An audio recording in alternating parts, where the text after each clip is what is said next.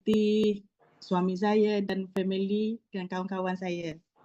Pertama sekali saya bangkit sebab saya buat Nutrika ni kerana pertama anak saya, testimoni pada anak saya sendiri, dia mengalami eczema dan saya dah mencuba pelbagai produk.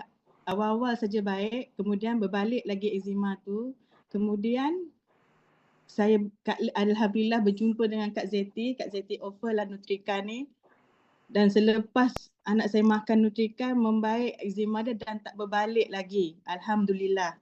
Disebabkan anak saya, itulah saya bangkit dan saya repeat order produk Nutrika ni dan ingin sharing dengan kawan-kawan, family, semua alhamdulillah semua bagi positif dan mahu mencuba produk Nutrika ni. Saya memilih platform ni kerana saya seorang suri rumah dan saya dah mencuba pelbagai LMLM tapi semuanya buat saya sakit sebab habis duit tapi kesihatan tak ada.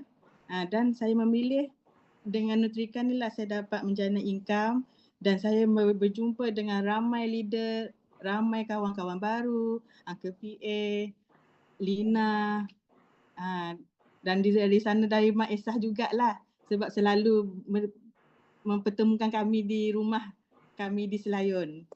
Dan sebab itulah saya semangat untuk buat produk Nutrika ni lebih-lebih support semua. Dan alhamdulillah semua memberi yang positif dan saya dengan saya tekad don't give up but keep it up. Itu saja kot.